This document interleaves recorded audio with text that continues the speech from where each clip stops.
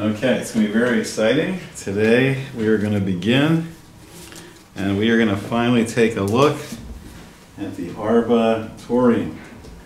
The 4 rows, the 4 parts of the Torah, also called the Baal HaTurim. So we finally made it. We made it through, we did the Gemara, we did Rashi, we did Tosfos, we did the Rif, we did Rabbeinu Yonah, we did the Rosh. We saw Rambam yesterday, we saw the Kesef Mishnah, and now we're going to really start putting it all together.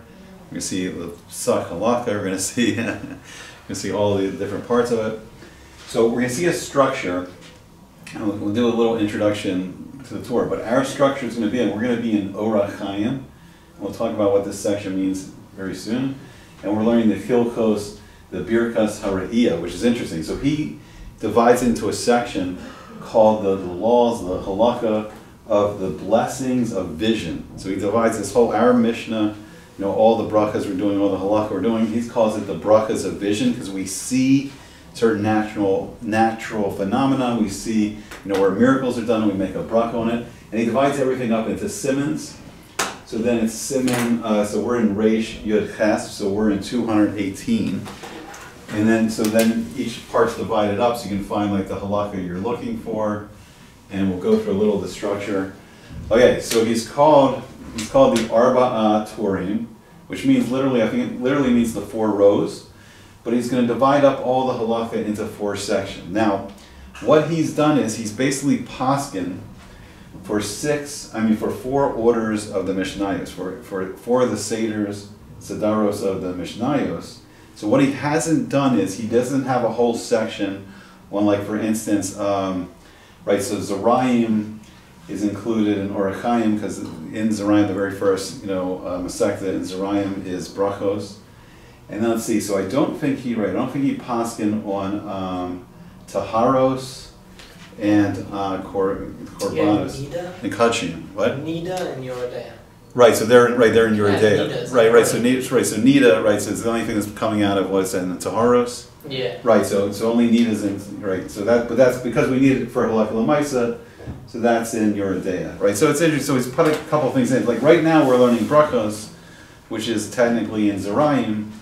So he's put it in here, and then he's going to put the rest of Moed, Seder Moed, in Orach Chaim. Okay. So we'll talk briefly. So who he is. So the Torah is Rabbi Yaakov ben Asher. And his father is Rabbi Asher ben Yechiel, so his father is the Rosh. So he's born in 1270 in Toledo, Spain. He was nifter in 1340. Gives us a little idea of the time frame. I still want to put together a nice class. Very soon we'll do everyone up here, all their dates, when they lived, and we'll get a sense of where everyone was from. So the first section is called Orach Chaim, which I think it means kind of like the way of life. So this is kind of our daily routine. So everything that we do on a daily basis is an Orach Chaim, or at least a weekly basis. So here we have all the halakha, we have the laws of like tefillah, of prayer. So here we're starting off a section in Brachos. He talks about all the halakha of the synagogue, of the shul. He talks about all the halakha, he teaches the halakha here on Shabbos, and the Moedim, all the holidays, all the Yom Tovim. So they're all here in Orach Chaim. And this is generally like the halakha we need every day, like the halakha of like putting on tzitzi, putting on tefillin, davening what we daven every day, all about shakris, mincha mariv, musaf on Shabbos and Yom Tov, all the halakhas of Shabbos and Yom Tov, and that's all in Orach Chaim. So we're in Orach Chaim right now, and we're in the Hilchos Birkas HaRe'iyah, the laws of the blessings of vision. Right, the next section is Yoredea. And that's going to be basically the halachas of kashrut, so all the laws of keeping kosher are going to be Yoredea. As we just heard, a nice Bakr or Avrech, he said like, also like the laws of Nida. I can put that up here, the laws of Nida. So that's like Techaris HaMishpat, like the laws of family purity are here. And also like the laws of Shechita, so like how to shechta an animal, how to make the animal kosher, like malicha, like salting the animal. So basically all the laws of kind of like, I don't know, like family, like it's a lot of family, of food. So it's important components. So Yoredea, I forgot exactly Yoredea. Yoredea is like knowledge, and Yora teaching and knowledge. I forgot exactly what Yeridea means. I'll have to look that up. So this is an interesting one. So Even HaEzer, this is going to be the Mishnayos from the Seder of Nashim, from women. So it's going to deal a lot with like Kedushim, all the laws, the halakha of marriage. It's going to deal with like the halakhas of gitin, of get, divorce, and all the laws of like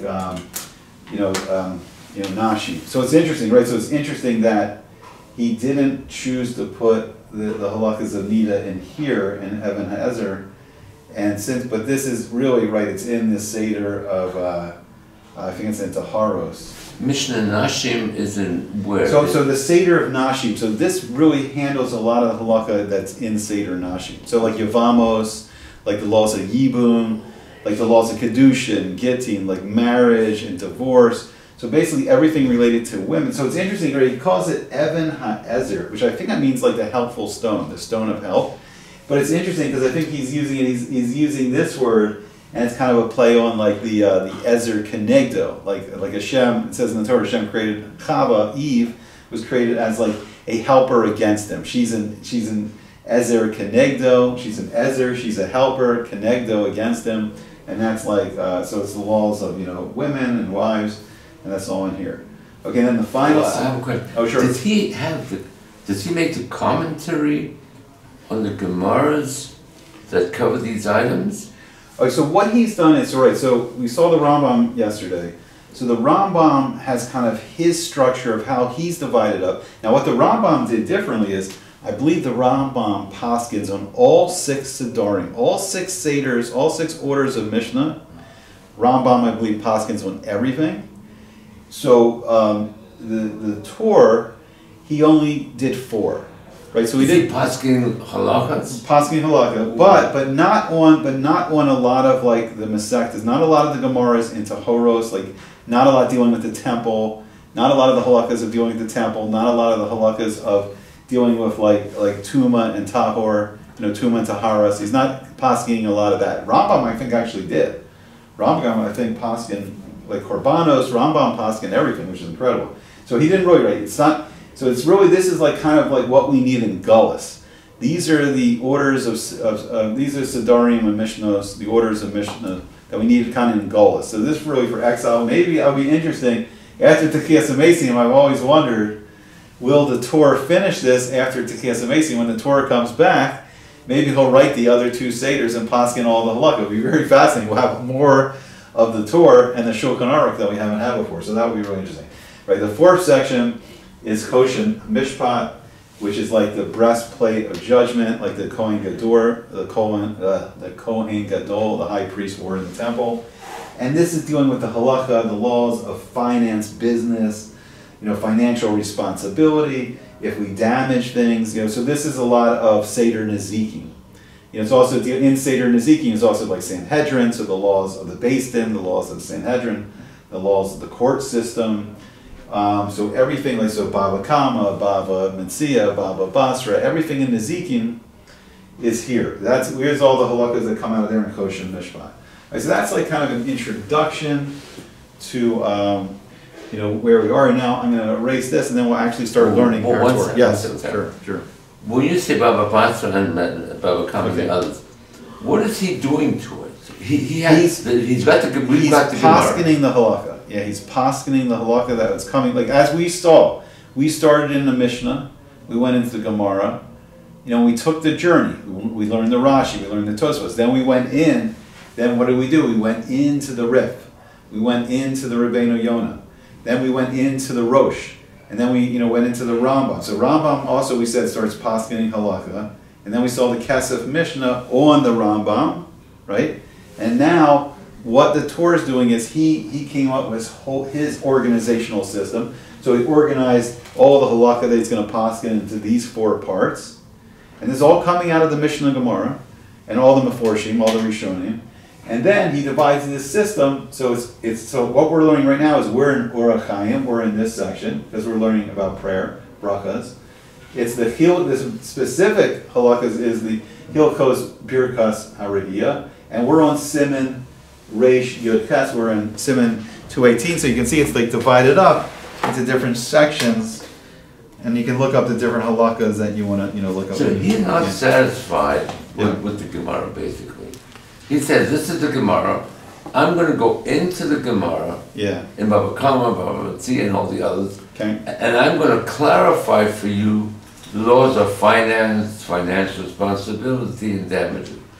So he goes into the Gemara and clarifies the laws of... he's giving us actual halakha l'maisa now that we can use. He's telling us exactly what to do, what is the law, what to do, how to follow the halakha. Because when we're learning Mishnah and Gemara, it's not always specific, it's very rarely specifically saying, this is halakha. It's giving us all the information of the Torah Shabbat Peh, of all the information of the subject. He's saying this is what you do. He's saying this is what you do. So you can take the Torah and you could He nails it in. Before you erase. Oh, sure. Okay. The Torah, for example, takes the laws of finance, right? And he says it's halacha. What did the Rif, Rosh, Ran, Rambam do on laws of finance in the Gemara? Right, so in that Masechta, so let's say, the laws of business, a lot of it's, I think, in Bava Basra, which we're doing right now, Daf Yomi. So he's just going to, same process, it's going to be the same process. It's going to be the Mishnah, the Gemara there in Bava Basra. Then we can learn, we can go into the Rif and the Ran, we can go into the Rosh, we can go into the Rambam, go into the Kesef Mishnah, and same thing. And then when we come back here to the Torah and Kosher and Mishpat, it's going to be the same thing. He's going to start giving us the halakha, and then he clarifies what he clarifies the halakha. What he thinks they didn't clarify. He's actually poskening whatever the halakha is from the Mishnah and the Gemara. He's going to posken the halakha. But what about the Rambam and the Rif? Did they posken? They're all going to do. They're all going to do the same thing. Yeah. They do the same thing. So I don't think the Rif and the Rosh, I don't think that their goal was necessarily to give halakha l'maisa. I think they were filling in all the information of the Torah Shabbat Peh that a person needs to create the Pesach, to understand the halakha. When we get more now into Rambam, when we get into the Torah, when we get into the Shulchan Aruch, when we see the Mishnah Brewer, their interest is in giving us the halakha. This is what you do. You want to know how to light candles on Shabbos? Here it is. You want to know how to make the bracha on a miracle? Here it is. You want to know the bracha on lightning or thunder? Here it is. Here's what you do. The practical halakha l'maisa, what we actually do. Are they all doing that, or just one or two of them doing that? So specifically, the Rambam is, the Torah is, the Shulchan Aruch is. Yosef Karo does. Right, Rabbi Yosef Karo, right. So Rabbi Yosef Karo is here, and he writes the Beis Yosef. So here, if you notice, he writes the Beis Yosef. And then also, the Bayis Chadash, Rabbi Yoel Sirkis, he's the Bach. The Bach. Right, there's two Bachs. There's the Goyish Bach, who was a great composer, right, the Bach. We have Arbah. Arbah is, Rabbi Yoel Sirkis, and they both write commentary on the Torah. So we're going to see, we're going to go in, first we're going to learn the Torah, and then we're going to learn the Beis Yosef, and we're going to learn the Bach. And we're going to see what they say about the Torah.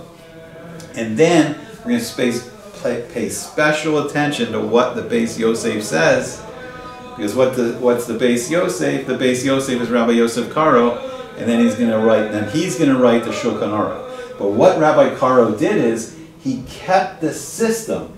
He kept the system that was created by the Torah. So the Shulchan Aruch has the same system. It has Orach Chaim, it has Yoredeya, it has Even HaEzer, it's Kosher and Mishpat, and it has the same numbering system. He uses the same simmons, the same numbering system, the same 4 divisions. So the Shulchan Aruch is going to be now the next step in the Torah. It's going to be more precise. The Torah is going to give us a lot more information, and Rabbi Karo is going to distill it down even more into the Shulchan Aruch. Very precise halakha l'maisa. Very precise Pesach. This is going to be a lot more information still to look up. The Shulchan Aruch is going to be very brief. Bam, there's the halakha, there's the halakha, there's the halakha, there's the halakha. Because he's calling it the Shulchan Aruch, the set table. You want to know what to do? Open up the Shulchan Aruch. It's going to tell you how to do the halakha. It's going to tell you how to follow the Torah. You want to know the halakha? Open it up, look it up. Your table's set. You can just start to eat the halakha. You know what to do. And theoretically, the Shulchan Aruch should say, may or may not, to say, I got this information from the Tur, the Dran. Right, so we're going to see the Beis Yosef, break it all down here, where everything came from. Then when we get to the Shulchan Aruch, right, and Rabbi Yosef Karo now is writing the Shulchan Aruch, then we're going to have a lot of friends over there, but some of our main friends are going to be the Taz and the Shach, right? And we'll get to them when we get to Shulchan Aruch, but they're going to be the main commentators on that. Does he refer them? What's that? Does Yosef Karo? So how it works is every commentator comes after the original work was written and then comments on it. We'll see. Let's get into it step by step. Okay, we'll get it. Let me erase this, and then we'll actually start learning. And then we'll actually start learning the Torah where we're at. Okay, so let me. I don't have to see how we're going to write it all down because there's a lot of information. But everything we're going to basically see, except for one machlokas of the Ravid. I have to see if I can find a Ravid. Everything is going to be what we learned so far. We haven't learned the Ravid yet because I got to figure out where the Ravid is. Maybe they have a sefer here of the Ravid I can look at. So got to learn the Ravid, but everything else we've learned it. We're going to see everything's going to sound familiar because we've taken this journey and now we're almost coming to the end of the Halacha journey. Okay, so let's start at the beginning. So what he's going to say is the first thing he's going to do is he's going to quote the Mishnah. So this is now it's the Torah. So I'll write it out. So it's going to be like this. It's Hilchos. What we just said, Hilchos Birkas, right? Birkas HaRe'iyah. The laws of the blessings of vision of Re'iyah. Okay, and then it's Siman. So it looks like this. It looks like Siman. So that's like a sign, and it's Reish Yud-Ches. So it's 218. So we know it's 218. Okay, so then. The first thing you do is he's going to restate. Let's just write it out. We'll write it out. We'll take it step by step. So he's going to say Haroah, and we've seen it again and again now. This is the Mishnah. Haroah Makom. A person sees the place. Shena'asu that it was done. Shena'asu bo that was done in it. What was done in it? Nisi, miracles. Miracles were done for the Jewish people, right? We've seen it again and again in our journey. Kagon, for example,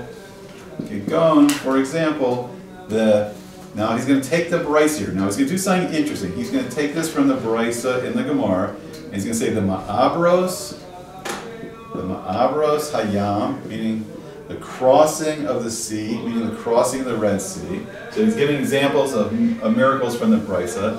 He's going to say, ooh, and let me leave enough room here to translate it. He's going to say, ooh, Ma'abros, and the crossing, Ma'abros, and the crossing of the Hayardin, of the Jordan River, Hayardin, and then he's going to say, Ma'abros,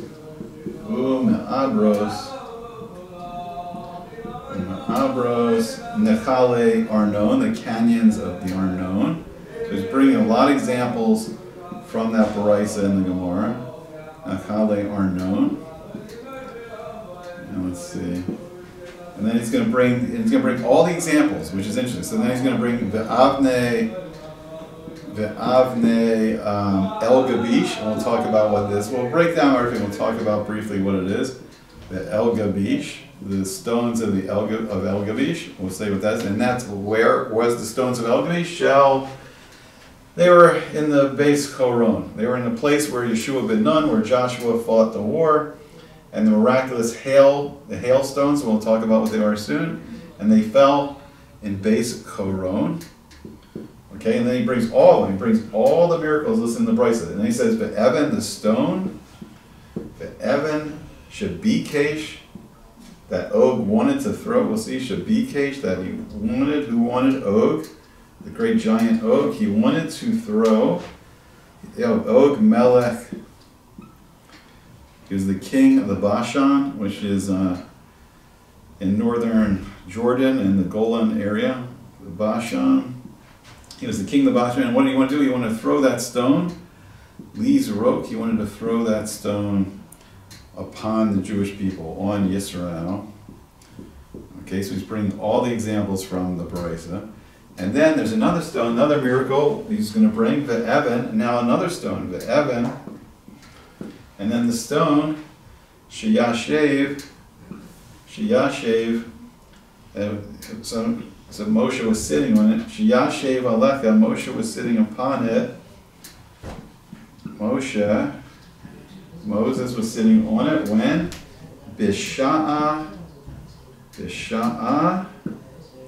Sha'asa, at the time, Sha'asa Milchama, when he was making the war, the Milchama, the war with Amalek. I want to talk about that miracle of Amalek. Okay, and then the Torah goes on, and he's going to write Vechomos, and then the walls. Vechomos, Jericho, the walls of Jericho, the miracle of the walls of Jericho. Jericho, and we see here that he's bringing all the examples. And so then, what we do, mivarek, a person's going to make a bracha. What's he going to say? He's going to say, and he writes it all out, which is interesting. So he writes it out. Baruch, Atah, the exact bracha. Atah Hashem, Elokeinu, Melech, right? Ha'olam. Olam, and he says Sha'asa Nisim, they did miracles. Le'avosenu, for our fathers. Le'avosenu, did miracles for our fathers in Bimakom, in this place. How's that? In this place. Okay, so that's how the Torah begins. So we've seen a lot of this before. We'll talk about where everything's coming from. The Beis Yosef and the Bach, they're going to give us a tremendous amount of information of where everything's coming from. Okay, but let's translate it. So Haroah is the person who sees, like the person who sees, he sees the place that miracles were done. Let's see, miracles were done in it. The place where miracles were done in it, right? Were done in it, right? In it, we have Nisim, miracles. And then for the Jewish people, the Yisrael. So miracles were done for the Jewish people. And this is Kagon, for example. And now he's going to give us all the examples. So he's going to say what kind of miracle. So he say the Ma'abros Hayam. So this is the splitting. This was the splitting of the Red Sea. But the Ma'abros means crossing, like crossing the splitting of the Red Sea. So the place where the sea actually split, where the Jewish people crossed into the sea. So if we see that place, like, we can make the bracha. If we see the crossing, the Ma'abros Hayarden, the crossing of the Jordan River, so we talked about this before. So when Yeshua ben Nun, in Sefer Yeshua, in the book of Joshua, when the Jewish people came for the war, the conquest of Israel. So when Yeshua came, when they came to the Jordan River, the Kohanim, some of the Kohanim, I believe, they lifted up the Aron HaKodesh, or the Aron HaKodesh, the Ark of the Covenant lifted them. And as they started going across the Jordan River, miraculously, the water, coming from the north side of the Jordan River started going up and up and up and up and up and up. And then I think the other water flowed out, and then the Jordan River became dry. It became like a Yabasha. And the Jewish people, they crossed the river, and that was really fascinating. I think they took stones from the Jordan River, from the bottom of the Jordan River, big stones, and they built a monument to memorialize, like, the miracle that was done there, to publicize the miracle that was done there. And then, if we can figure out again in which place that this happened, so B'ezrat Hashem, when Mashiach comes, and Eliyahu Navi, Elijah the prophet, they'll tell us, They'll tell us which was the place where we crossed the Jordan River, where do we cross the Red Sea. And then anytime, every 30 days, we visit one of these places, we can make the Bracha on the miracles. And then the next miracle we just had very recently, I think it was in Parshat Devarim. So Mavros, the crossing of the canyons of the Arnon, so this is in modern day Jordan. And then the canyons, they came together to kill the Emori who were trying to ambush the Jewish people. And I believe the Gemara said it was witnessed by these two Mitzurim. They had Saras. They were walking behind the Jewish people, and they saw the miracle happen. They saw that the Emorim were trying to ambush the Jewish people, and then Hashem did a miracle there where the canyon walls came together and killed the people trying to attack the Jewish people.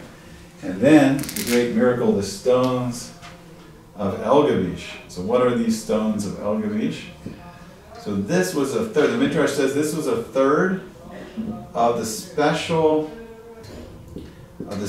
hail that was first brought down on Egypt. So it was first brought down on Egypt in the plague of the hail, the plague of Barad, and a special hail, a supernatural, because it was normal ice hail, like every other piece of hail, but in the inside, a fire was burning inside the hail. So it's impossible in the physical world to have the fire and the ice together, but somehow Hashem made it like a supernatural miracle. He made a nace where the fire could burn inside the hail. So not only would the hail come down and be like an artillery shell, when the hail hit the Egyptians and their houses and the fields, the hail is like artillery shells. But then not only did it do that damage, it also, the fire would then light the fields on fire, the houses on fire, the armies on fire when it hit. So, and then it says that, the Midrash says that the last third of the Avnei El Gavish are going to be in the war of Gog and Magog. When Gog comes with his army into Eretz Yisrael, to the land of Israel, when he comes with his army and Mashiach goes out to fight the war against Gog, there's going to be the last part of this Avnei El Gavish, and we'll see Bezrat Hashem. Hopefully we'll see it soon. We'll see this miraculous hail, and it's going to destroy the army. Destroy the army of Gog. So here is Base Choron, and the war that Joshua fought in he fought in a place called Base Choron, and I think it was like a descent. They were coming down into the descent. It was descending into the valley, and I think it was the war. This may have been the same war where Yeshua asked Hashem to stop the sun and the moon, because I think it was Erev Shabbos. I'm not sure if those two separate battles. But one battle was Erev Shabbos, and Yeshua didn't want to machal Shabbos, he didn't want to desecrate Shabbos. So he asked Hashem to make the orbits of the sun and the moon stop in midair in the sky, and then Shabbos didn't come in until they were done. Okay, so that's the miraculous, the Avnei El Gavish. The next one is interesting. So there's the stone. This is an interesting story. There's a stone that Og, the giant Og, he wanted to throw. So Og, the king of the Bashan, is the king of the Bashan in northern Jordan, like we said, the Golan Heights. He wanted to throw it. He wanted to throw it on the Jewish people. He wanted to throw this massive stone on the Jewish people. And Hashem made a nace. And I think it says in the Gemara that there was like ants, and the ants started to eat away at the stone. And then I think he said like he lengthened Og's teeth, so like the ants cut a hole in the stone. So he was holding this massive stone above his head, and Hashem had ants like eat the stone, and then there was a circle in the stone, and then the massive stone fell on top of like Og's head, and he had it on his shoulders, his head sticking through the stone. And then I think he said like Hashem made another nace, and Og's teeth became very long, and he kind of got stuck in the stone, and then he couldn't get the stone off. So I don't know what happened. I guess that Moshe just killed him. Moses killed him, but then he wanted to destroy the Jewish people with the stone, and the miracle was done there, which is interesting. So if we see that stone, so there's some giant stone with a hole in it somewhere in Israel, and then now this is interesting, another stone. So this is a stone, the Evan, that Moshe was sitting upon it. He was sitting on this stone, and what's interesting is this was at the time that they were making a war with Amalek. So if you remember this story from the Chumash, it's very interesting. They're making a war with Amalek. And then what's so fascinating is the miraculous nature of this was that when Moshe would raise his hands to the heavens, the Jewish people would remember that Hashem is fighting for us, and that we are Hashem's people, and that Hashem has the ultimate power, and that we would start winning the war against Amalek. And it shows you the nature of our battle versus Amalek. Amalek, they want to be kas. They want to cover the kisei hakavod. They want to cover the knowledge of Hashem in this world. So it's an ongoing philosophical battle we've been fighting for thousands of years, and there's been many famous Amaleki for these thousands. I mean, if I had to pick one, I would say definitely like good candidates are like Charles Darwin, but people that want to create a suffix, people that have created, you know, like the ultimate denial of Hashem. They created the atheism, and they're pretending that Hashem doesn't even exist. They created all kinds of philosophies of the atheism, and they've been fighting this war against us for thousands of years, where we are fighting against them by we are teaching the world the Torah. We're teaching the world about Hashem. We're you know, Mikra, Yikra, B'Shem Hashem. We call it in Hashem's name. Like this specific idea of making these blessings on seeing a place of a miracle. This glorifies Hashem's name in the world, and we're really fighting the war against Amalek. And then, right, so then when Moshe would lower his hands, so think about it, so when Moshe raised his hands, he was reminding us that everything comes from Shemayim, everything comes from Hashem. Everything in the physical world is just a manifestation of the spiritual world. But then it's interesting, then when he lowered his hands, now we're coming back into the physical world. When we get too physical, when we get trapped in the physical world, when we get trapped in the Teva, we start losing our war against Amalek. We have to look to the Shemayim to really win our war against Amalek. We have to look in the Torah, you know, and the mitzvahs of the Torah to defeat Amalek.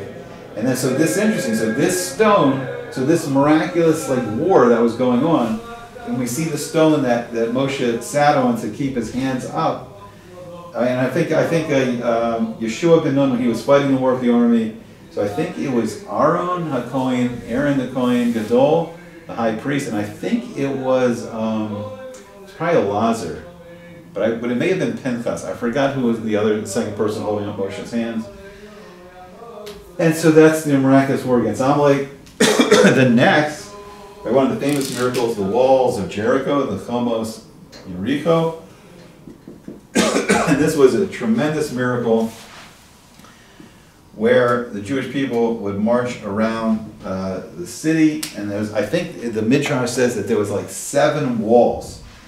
This is like one of the most fortified cities in the ancient world. There were 7 walls against the city of Jericho.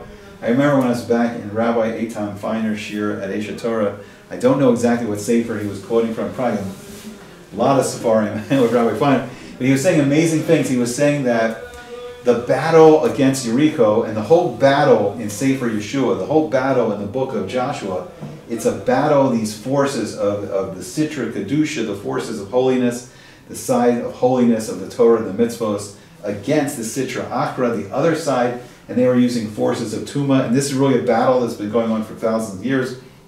The battle against us and the Egyptians, the battle against us and Amalek, the battle against us and the Canaani, and probably in the truest sense, the battle we're having now with the Palestinians, the Palestinians, and all their supporters throughout the world. It's a battle of Sitra Kedusha and the battle against the Sitra Achra, the other side, the dark side of the force. So the walls of Jericho is very fascinating. So Hashem told us to defeat it in a miraculous way. I think it was, once again, it was the Kohanim. They would march around. So we would march around, I believe, the city like 1 time or 7 times every day. We would blow the shofar. And then I think on Shabbos, then we would repeat this every day for 7 days. On the 7th day, I think we then went around maybe 7 times, blew the shofar these 7 times in all these circuits. And then the walls miraculously like sunk into the ground. And then we went in and we were able to defeat the city. So I think right now, underneath Jericho somewhere, that there is actually the walls that are probably sunk into the ground. So maybe one day we'll find these walls. Joshua put a curse on anyone to rebuild the city of Jericho, to rebuild the city of Jericho. And we see in the Tanakh later that in the days, I think it was King Achav, the wicked King Achav, Ahab, and then he had a conversation with Eliyahu and Navi, I believe. He had a conversation with Elijah the prophet.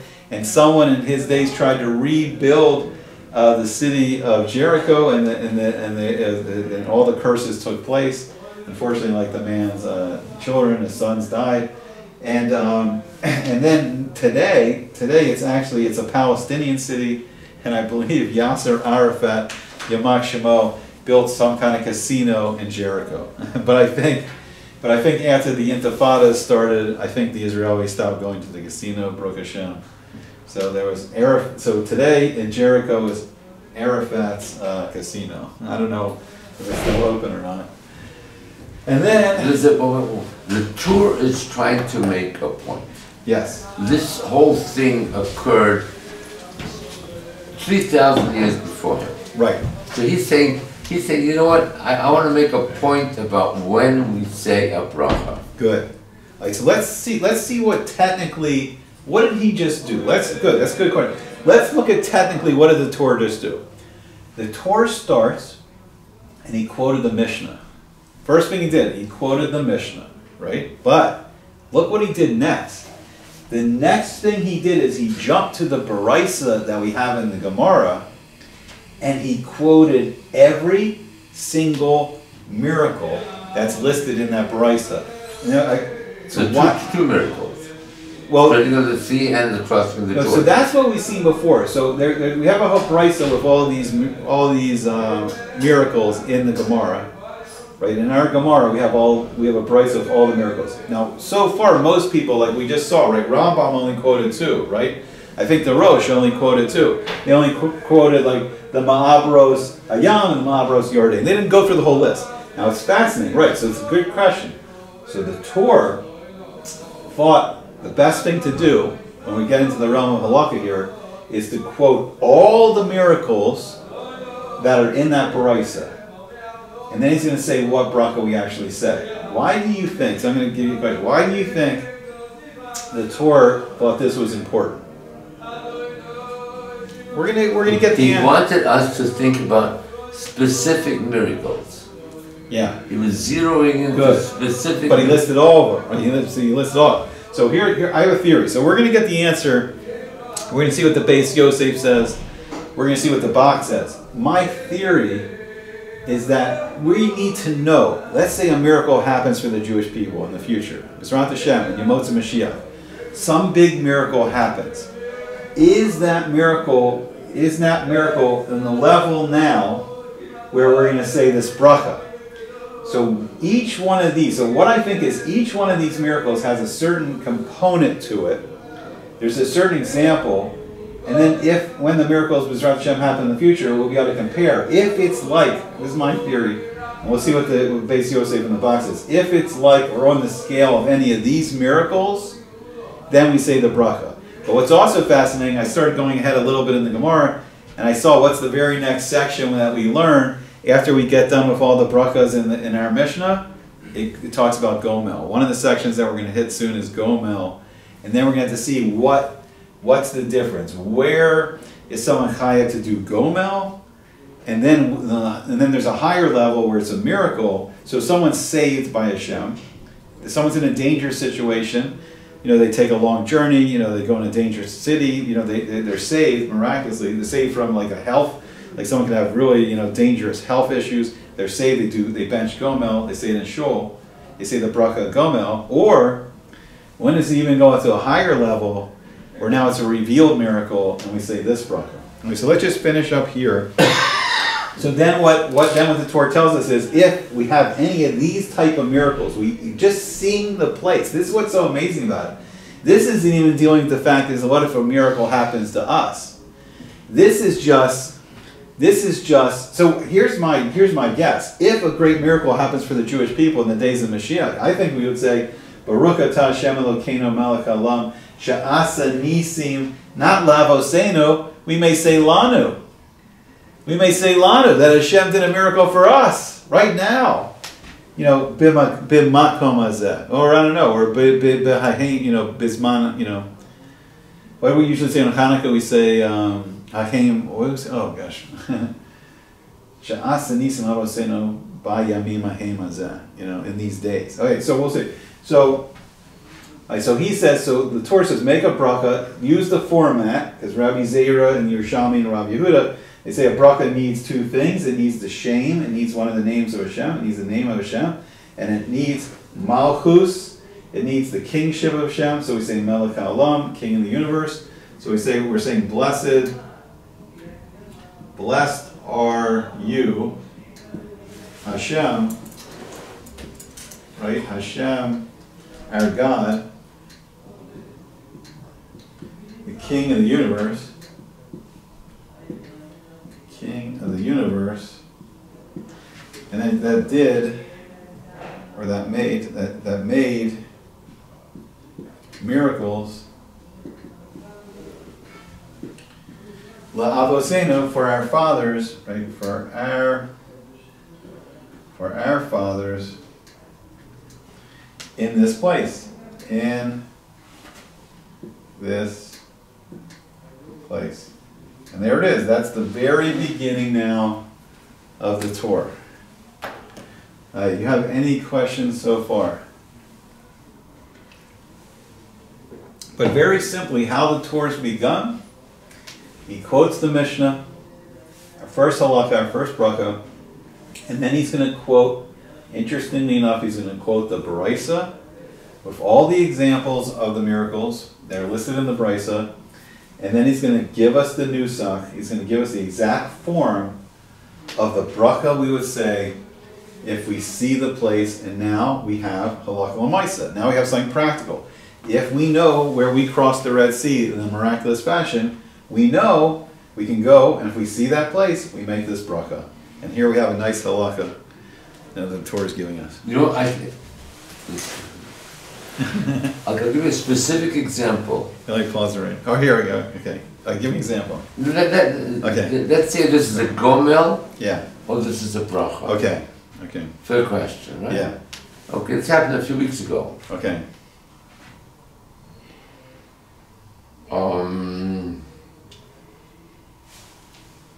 A senior officer makes a directive to the nephew of somebody from Baltimore who's in the army. Right.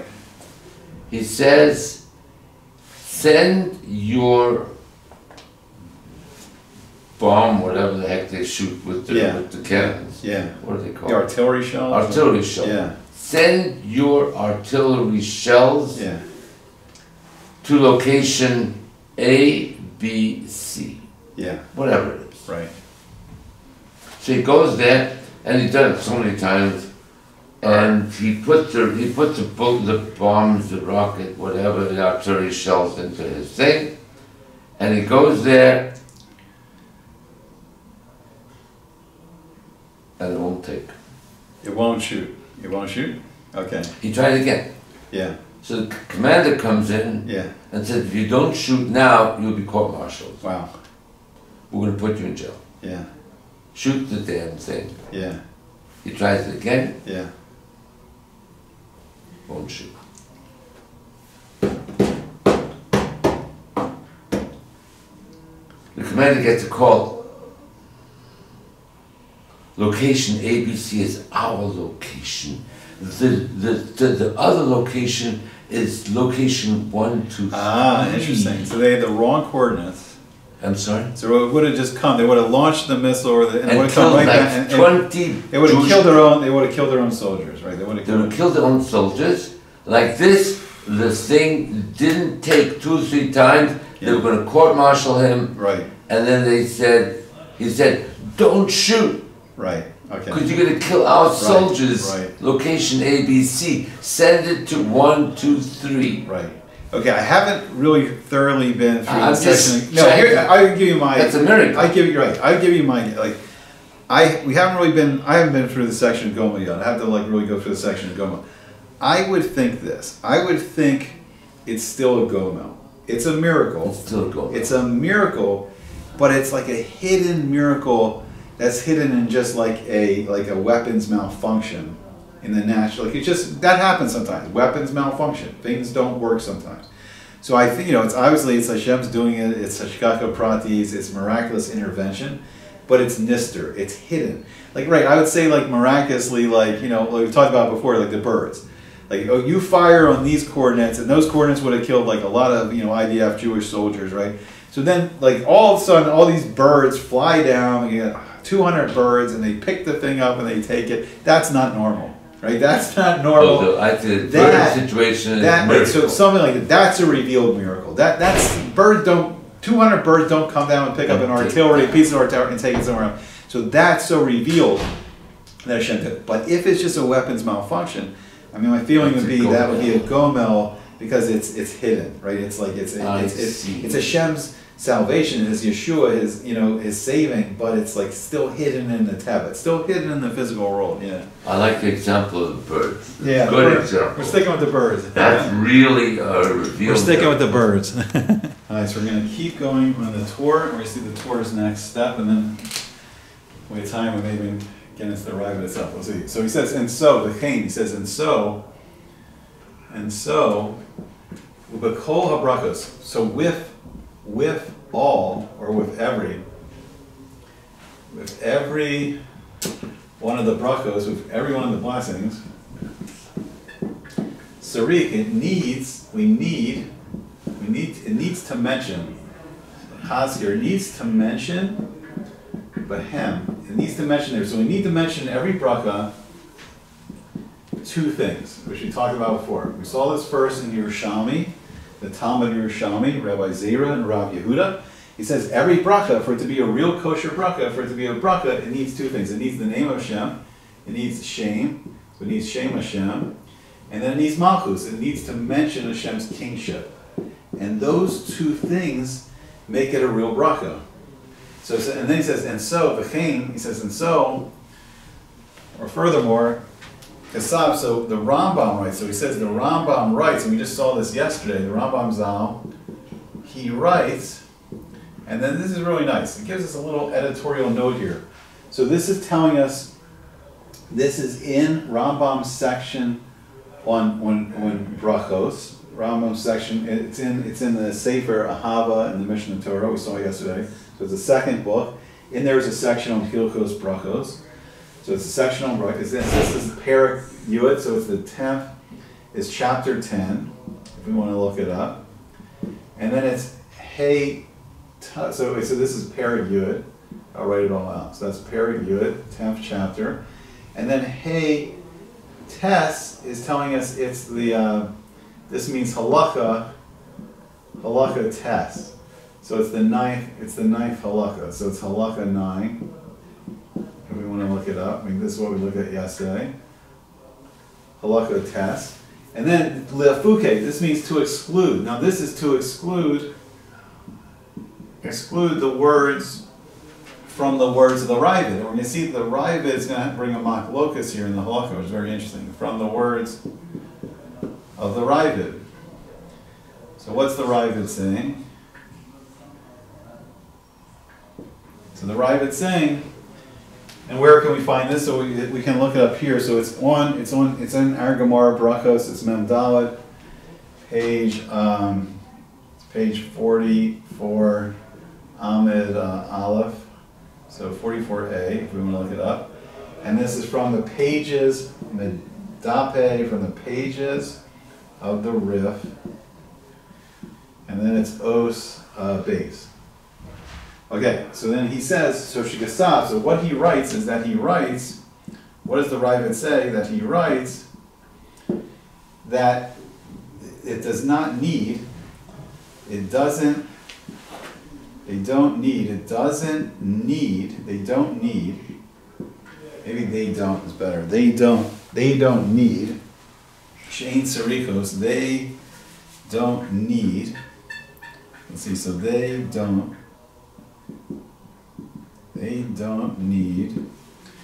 need shame, they don't need the name of Hashem, and they don't need kingship, a mention of kingship for this type of bracha, which is interesting. So for a bracha of vision, the Ravid's saying that it doesn't need shame and malchus to be a kosher bracha. Now that's a really interesting thing. And then he goes on, and then he writes further. So Ukasav, and he writes, further, he writes more, the Ravid says something more here, which is really interesting. He says, there is not she'ein alav. There is not a chova. There's not like an obligation. It's not a chov.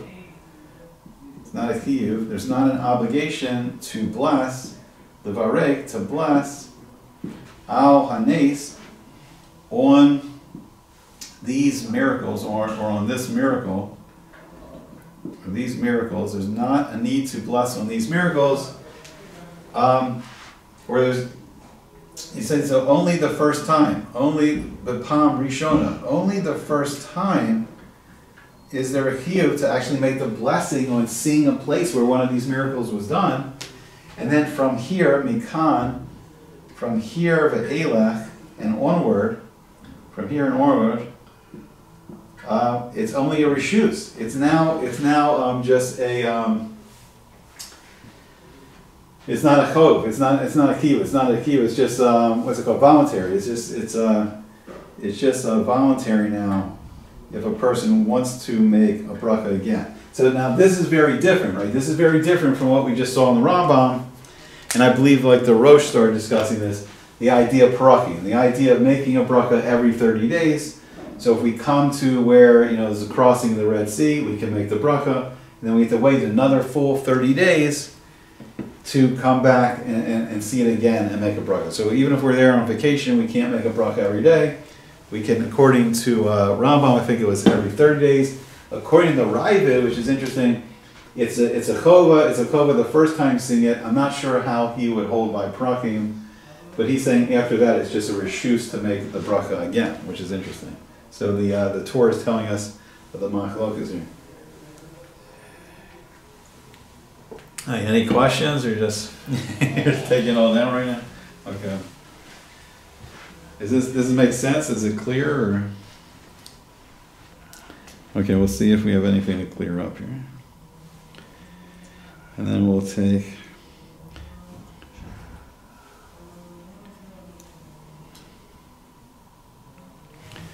Let me see.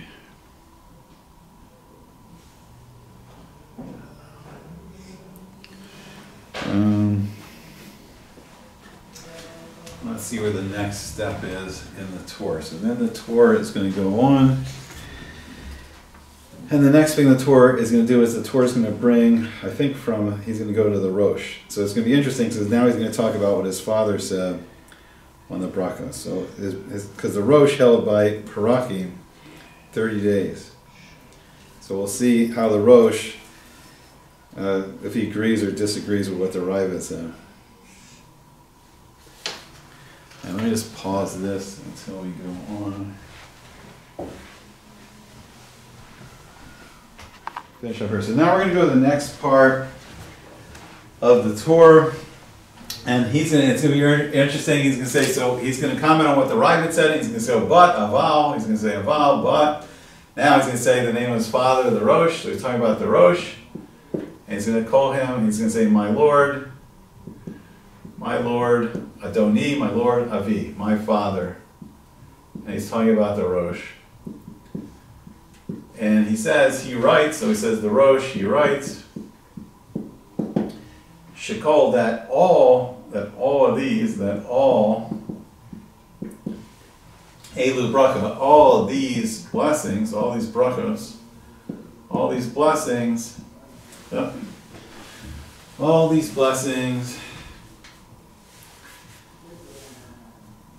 let's see, he says, Einan Ella, I think he's saying that they're only, so Einan Ella, it's an Ein Ella, which means only, all these blessings are only, Kisharoah, like when he sees them, when he sees Osan, when he sees them, when he sees these places where the miracles happen, and it's Mishaloshim.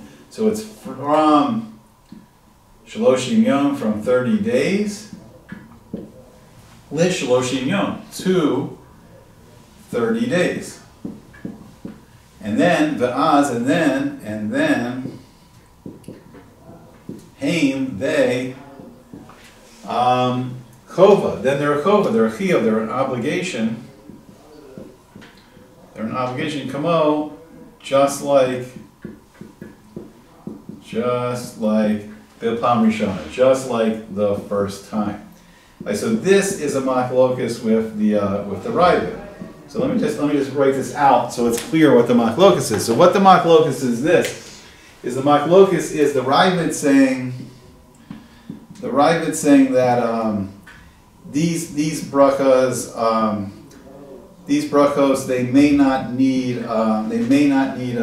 they don't need Shem and Malchus in the format of them. They don't need to be written with Shem and Malchus, which is really interesting. And then he's saying that the first time is a chova, it's an obligation, it's a chiyuv, the first time, and then onward is just reshus, it's just voluntary.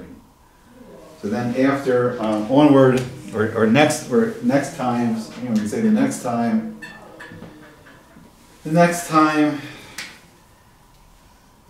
just a reshus. Next time is just a reshus, it's just voluntary.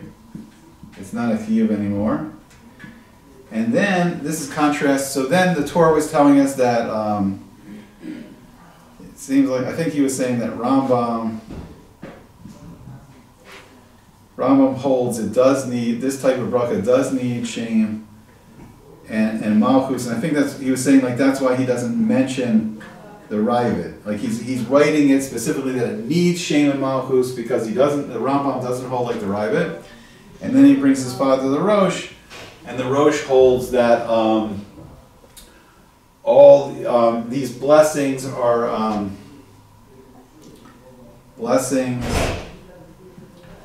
only said every 30 days. They're only said every 30 days.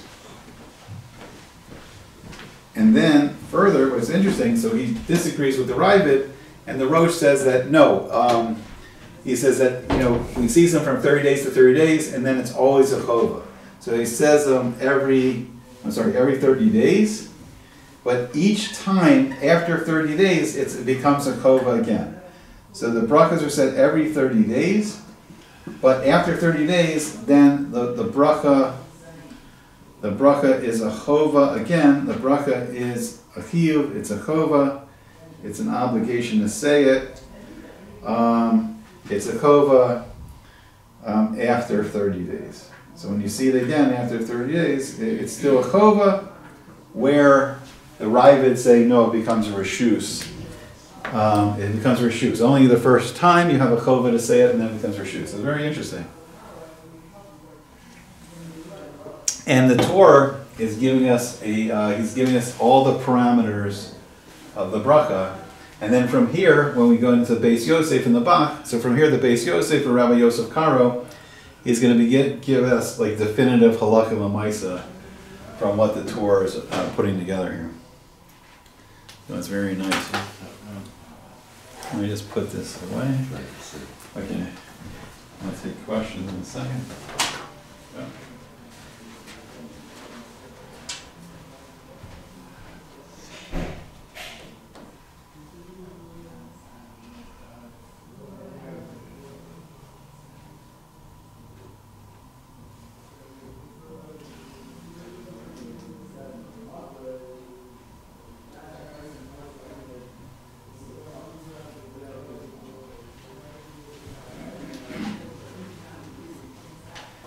Any questions so far? You're just kind of getting it down. Don't need after Berachot. It says don't Let me take a look. Need Shem and Malchut.